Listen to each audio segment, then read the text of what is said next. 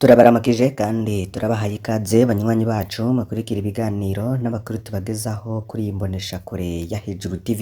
Uyu ni umwanya w'amakuru agezweho, turi mu gitondo cyo kuri uyu wa gatanu ku itariki ya 13 ukwezi kw'icenda 2024.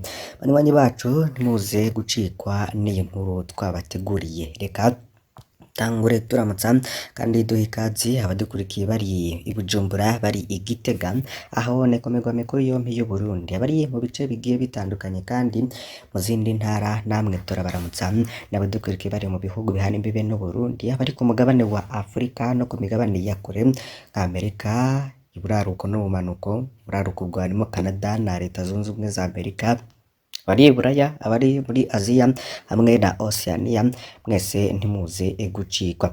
Inyuma y'igenwa rya Alfred Innocent Museremu yoba yagenywe kuba umuyobozi ntayegayezwa w'inama y'igihugu ijejwe umutekano, canke mu gifaransa akaba ari secrétaire permanent du Conseil national de sécurité, Pacifique Ninahazwe ahejeje gutangaza ibintu bikomeye cane. Byose nibyo tugiye kubanyuriramwo.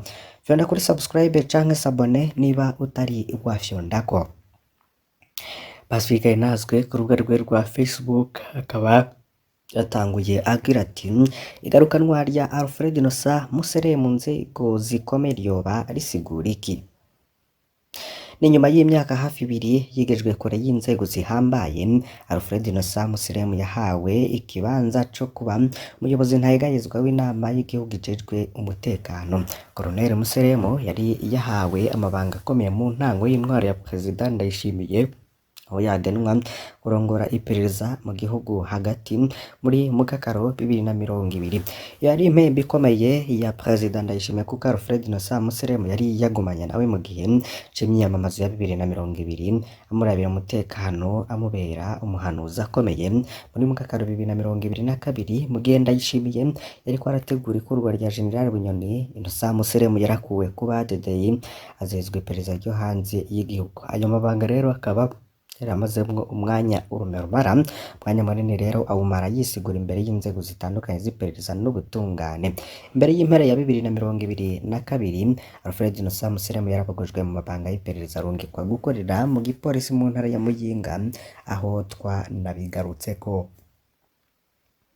Umwaka 2022 wabaye ubutoroshe kuri Colonel Alfred Innocent Museremu. Museremu yari asanzwe akorana cyane na General Gabriel Nizigama, yari umuyobozi mwishikira mu biro vy'umukuru w'igihugu. Gabriel Nizigama yakezwe ko ari mu bashatse gutembagaza President Ndayishimiye mu mwaka agira ko arabogozwa, yongera arakubitwa bikomeye. Colonel Museremu nawe nyene ntiyatevye kubogozwa, akekwa ko yarasanga umugambi na Gabriel Nizigama. Bano babiri naho bakuwe ntibafunzwe nka General Alengeme Bunyoni, icabakije n'imigenderanire bafitanye na Angelina Ndayishimiye, umupfasoni w'umukuru w'igihugu. Hari amakuru menshi ahari avuga ingene Angelina Ndayishimiye ariko harakora ivyo ashoboye byose ngo Museremu agaruke mu mabanga akomeye.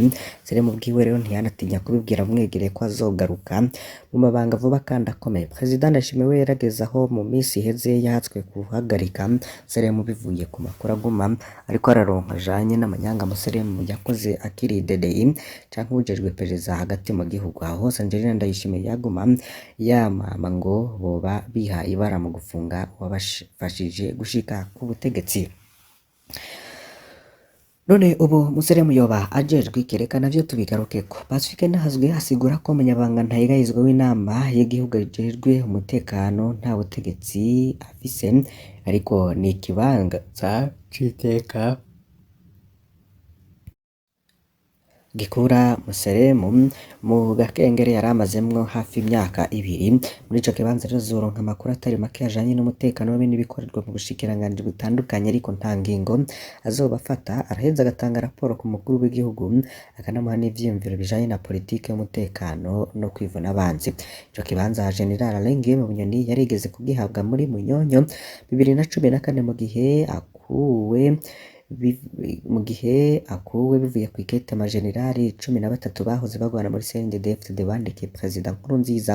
Ico gihe Nkurunziza yahaye Bunyoni ico kibanza kugira amurinde agasuzuguro k'abamukuje kandi amurinde ko hari uwundi amugaba kiretse Nkurunziza. Ni ikibanza rero bakunze kubikamwo umutegetsi batabona amabanga akomeye bomushinga ariko bakamurinda kumaramara. Kugenwa kwa Museremu rero kaba vyibutsa nguvu za Angelina Ndayishimiye mu butegetsi bwa Ndayishimiye bisa no guhabwa imbabazi ariko adasubijwe icizere ca mbere. Kumbure ibindi bizoza inyuma.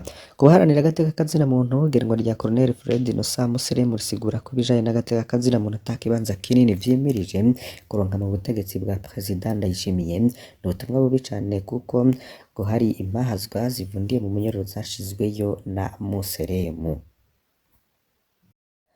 Tugaruke kandi ku ikorwa rya Colonel Fred Innocent Museremu ngo ni kimwe mu vyari vyatanze icizere ko Perezida Ndayishimiye yoba yaragire yikubita agashi ahindure amabi yaboneka ku ntwaro yiwe mu kumukura.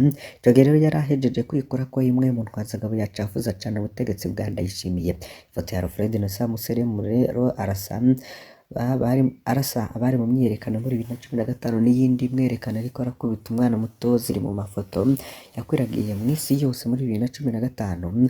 Alfred Museremu n'umwe mu bashigikiye kandi bafashije ibidasanzwe nyangwa ry'agateka kazina muntu mu kiringo ca gatatu ca Nkurunziza aho agenewe kuba umuyobozi w'iperereza mu gihugu hagati. Alfred Innocent Museremu mu mwanya wa mbere yaratse inguvu bamwe mu bakozi b'iperereza bari bahambaye cyane kuri Nkurunziza ariko nicabujije ko guhera muri Nyakanga 2020 iperereza risubira mu mabi yaranze ikiringo ca gatatu ca Nkurunziza nko kunyuruza abantu bakavugwa irengero mu kiringo c'amezi 3 gusa.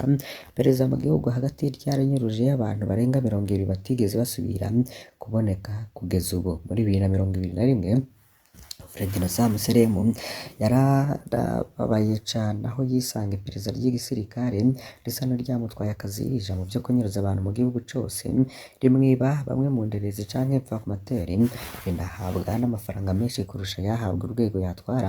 Ivyo biri mu vyateranije rwose Colonel Museremu yatwara iperereza mu gihugu hagati na Colonel Ernest Musaba yatwara iperereza ry'igisoda.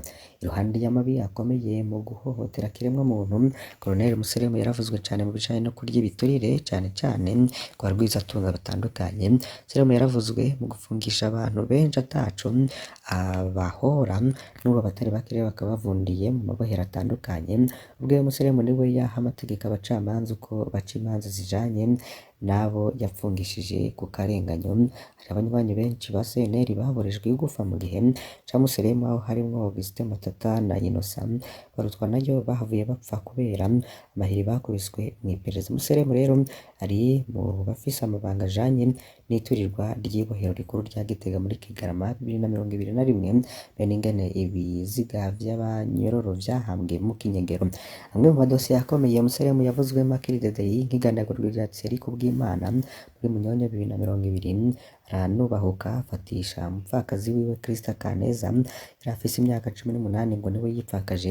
Krista Kaneza yarekuwe nyuma y'induru nyinshi yavugijwe n'abaharanira agateka kazina muntu ariko nta muco wigeze utangwa ku bagandaguye umugabo we. Ikindi dosiye toroshe nitwa fatwa rya muganga Christophe Saba muri Ntwarante 2022 mu ntumbero yo kumunyaga ibitaro Kira Hospital kugeza ubu akarenganyero gakorerwa Christophe Sahabo turakarabandanya ku rugero rwo kumwaka ubuzima ndetse tukaza no gusubira kubigaruka kwa manda y'inkuru kuba twarashikirije ku munsi w'ejo ku mugoroba.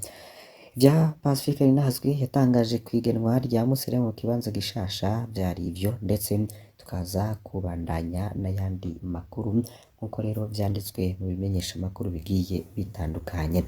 Ikinyamakuru SOS Media Burundi kivuga ko indongozi zabujije iyugururwa ry'ingoro y'umugambwe Frodebu ica irasiturwa inyuma y'imisi 3 aho ntahandi ni ku Mpanda. Inyubako rero yasituwe iri ku mutumba wa Butembe muri zone Butanuka muri komine Mpanda mu ntara ya Bubanza mu burengero bw'u Burundi. Indongozi za Frodebu zagiriza imbonerakure ko arizo zakoze ivyo bikorwa bibishe.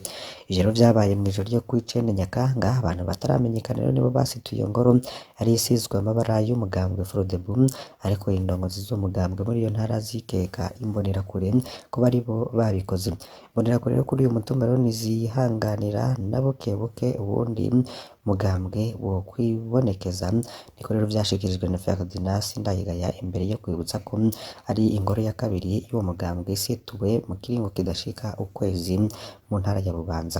Ferdinand Sindayigaya akaba afise amakenga ko ubwo kuntu zaturugwa ingoro z'uwo mugambwe abafise amazu bashobora no kwanka gutanga amazu yabo ku migambwe itavuga rumwe n'iyiri ku butegetsi gutinya ko bohomba, bakaba basaba rero abajejwe intwaro guhagarika uko kutihanganirana. Mu gihe rero yegereje amatora, intwaro yategerezwa guseruka kugira ngo itore umuti burundu w'ico kibazo, niko yashikirije.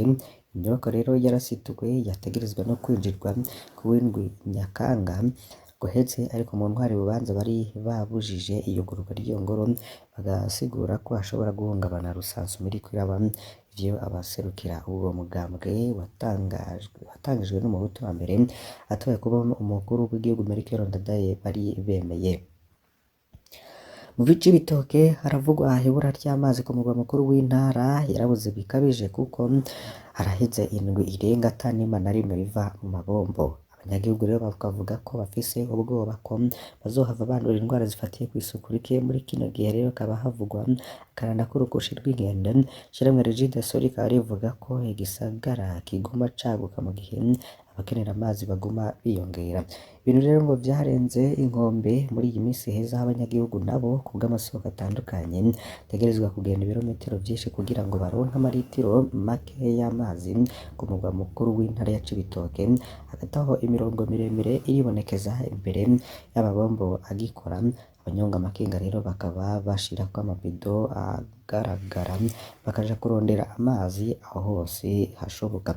Isoko ryaho mu Cibitoke rikaba rimenyesha ko amazi abuze ku rugero rwaho hibonekeza iduka ry'igiciro c'ibido y'amaritiro 20 kuva ku mafaranga 500 kikaja ku mafaranga 700 mbere n'ayarenga. Iryo soko nyene rikaba rimenyesha ko mu mihana habuze amazi yo gukora isuku mu mazu, kumesura canke guteka. Iryo bura ry'amazi rero riribonekeza kandi mu bibanza vyo gukoreramwo no ku mavuriro. Kuri aho hanyuma ibikorwa vyo ku mugwa mukuru w'intara ya Cibitoke biratewe ingorane n'ikena ry'amazi meza. Aho rero isuku ntirivugwa cane mu kibanza co kubagiramwo, aho kwakirira abavyeyi no mu gice abana bagwariramwo. Ibisata vyose kuri ivyo bitaro birafise ingorane y'amazi meza nk'uko bivugwa n'umwe mu bakorera ngaho nyene mu gisata co kuvura abagwaye. Duhakwa kuzoza tubona hasubiriye kwiyandukiza ingwara harimwo iziterwa n'isuku rike gakorera n'amacinya, niko rirashimangira. Akaranda k'urukushi rero karateye umutima uhagaze. N'umwe mu baganga bakiri bato we ntahisha amakenga yiwe kubw'ivyo avuga. Ibura ry'amazi riko riribonekeza uburije no gusongera isibe na rirya haheruka kwibonekeza akaranda k'urukushi rw'inkende. Kubwiwe ico kiza kikaba gisaba ko mu kucikingira umuntu akaraba n'amazi meza no kugira isuku mu bibanza rusange kirashobora no kwiyongera bivuye kuri ubwo bukene bw'amazi meza. Ivyo ko rero hashobora kandi kurandagata akaranda k'urukushi rw'inkende biranavugwa n'umwe mu bahinga bo mu gisata c'amagara y'abantu. Nongera ko abanyagihugu bo ku mugwa mukuru w'intara ya Cibitoke cane cane muri komine Rugomba kenshi bikora ku mazi mabi cane y'inzuzi za Nyamagana, Nyakahunda na Rusizi. Ikindi inzuzi rero zikoreshwa mu kuvomera amazi y'imiceri arimwo imiti itari myiza ku magara y'abantu. Ikindi rero ibiro bifise ubuzu bwa surwumwe buri imbere mu nyubakwa navyo biriko biranuka nabi. Abakorera muri ivyo biro n'abifuza ibitandukanye bakabasaba ntibagikoresha ivyo bibanza birangwa n'isuku rike kubera ubwo bukene bw'amazi meza. Muri izo ngorane intwari isa n'iyarengewe n'ibiriko biraba. Umwe mu bajejwe intwaro yagize ico atangaza ntanyegeza ubwoba bwiwe, ahamagarira n'abanyagihugu kudakoresha amazi y'inzuzi. Kubwo arongoye Regideso mu Cibitoke, ikena ry'amazi meza mu mabombo riva ahanini kuri kuri iri ci rirerire. Ikindi naco nk'uko rero abandanya yiga n'iyaguka ry'igisata ca Cibitoke n'imicungararo yaco bituma hiyongera gukenera amazi kurusha. George Icentiza akaba amenyesha ko mu gutora umuti hariko harategurwa gukorwa amabombo yapfuye imbere yo guhamagarira abanyagihugu kubungabunga inyubakwa z'amazi zigikora, ariko ayandi masoko muri Regideso asigura ko nyinshi mu nyubakwa z'iryo shirahamwe ritanga amazi rikanayadandaza zita zisubirizwe. Bamwe mu ncabwenge ziba mu ntara ya Cibitoke bariyamiriza ibikorwa vya Regideso ku bwabo bibuze umuhinga bunonosoye n'uburyo mu ntumbero yo kugura ibikoresho bishasha no kubungabunga ibishaje. Ubukene bw'amazi rero bukaba bwisubiriza muri iyo ntara yo mu buraruko bushira ubuseruko bw'Uburundi buraraje inshinga n'abatari bake. Umwe mu bahinga rero mu bijanye n'isuku n'isukura akaba asaba Regideso ko yokwimba amazi ari mu kuzimu aboneka habanje gupompwa mu ntumbero yo gutanga amazi ku miryango myinshi ishoboka no mu buzi bwa leta. Tukengurukire mwe mwese mwari mwadukurikiye muri aya makuru, mbasabe kugira ngo ntimuze gucikwa n'ibindi tuza kubagezako uyu munsi wose. Imana ibahezagire.